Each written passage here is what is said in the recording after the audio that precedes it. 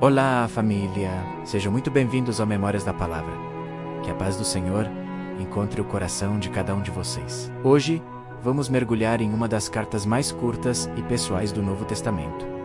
A carta a Filemon, uma história poderosa sobre o perdão e a restauração da Irmandade, que nos mostra como a graça de Deus transforma relacionamentos. Vamos começar nossa jornada em um lugar inesperado, uma prisão.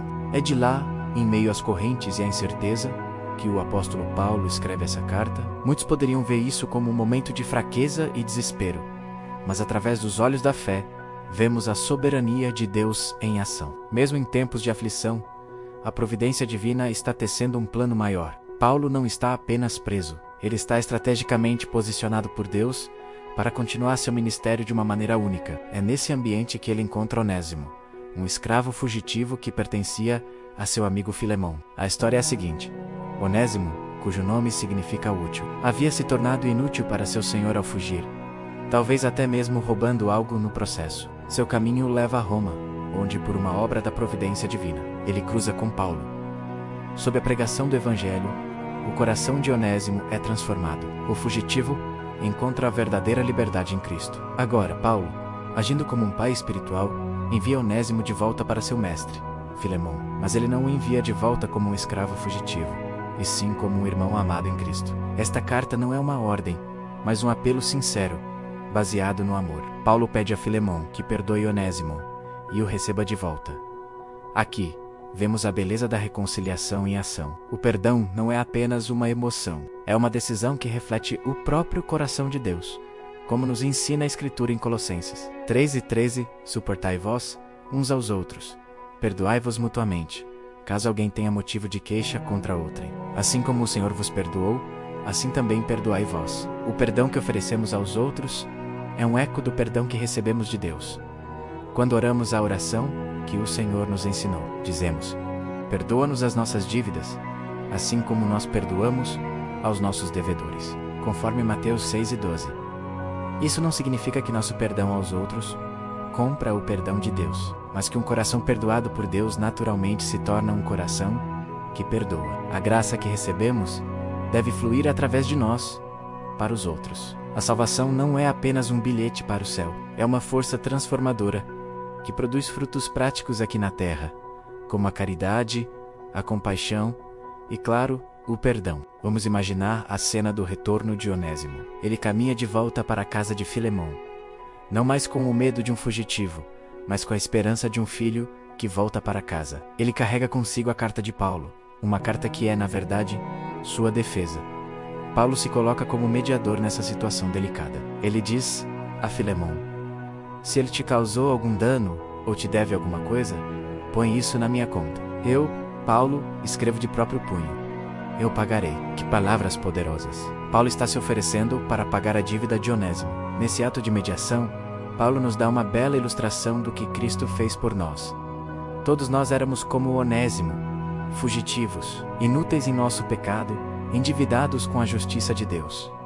Estávamos separados do Pai, mas Jesus, nosso mediador perfeito, interveio. Ele se colocou entre nós e Deus Pai e disse: a dívida deles, coloque na minha conta, eu pagarei.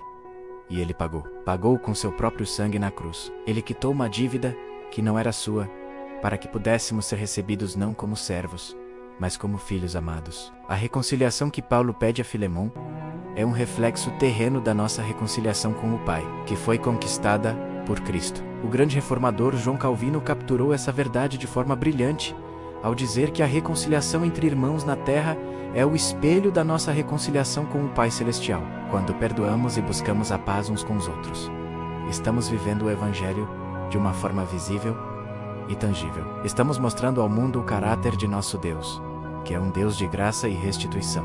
A história de Filemon e Onésimo nos ensina sobre a restituição. Não basta apenas perdoar. O verdadeiro arrependimento busca restaurar o que foi quebrado. Onésimo, antes inútil agora, retorna como alguém útil, não só para Filemon, mas para o próprio Paulo e para o ministério. A graça de Deus não apenas apaga o passado, ela redime o presente e transforma o futuro. Ela pega nossas falhas e as transforma em oportunidades para a glória de Deus. Pensando nisso, especialmente para nós que já vivemos um pouco mais, que acumulamos mais histórias e talvez mais feridas, essa mensagem é de uma profundidade imensa. Qual é o legado que queremos deixar para nossos filhos e netos? Um legado de amargura e ressentimento, de conflitos não resolvidos? Ou um legado de paz, de perdão, de corações restaurados? Construir pontes de reconciliação em nossas famílias e comunidades é um dos maiores presentes que podemos oferecer às próximas gerações. É ensinar pelo exemplo que o amor de Deus é mais forte do que qualquer ofensa. É mostrar que em Cristo sempre há um caminho de volta para casa. A carta a Filemão é um convite para examinarmos nossos próprios corações. Existe algum Onésimo em nossa vida? Alguém que nos feriu? Que nos deve algo? A quem precisamos oferecer o perdão que nós mesmos recebemos tão abundantemente de Deus? E talvez sejamos nós os Onésimos, precisando retornar com humildade, buscando a reconciliação e a restauração. Que essa pequena carta nos inspire a viver o poder transformador do perdão em nosso dia a dia. Aqui no Memórias da Palavra, temos um encontro marcado. Vídeos novos toda segunda, quarta e sexta às 11 da manhã, com o estudo aprofundado de um capítulo bíblico. Queremos caminhar junto com você nesta jornada de fé e conhecimento. Se esta mensagem tocou seu coração, convido você a se inscrever no nosso canal e a ativar as notificações. E se você conhece alguém que precisa ouvir sobre o poder do perdão, alguém com um coração que precisa ser restaurado, compartilhe este vídeo. Vamos espalhar juntos as memórias eternas da Palavra de Deus. Obrigado pela sua companhia e que Deus abençoe ricamente a sua vida. Até a próxima.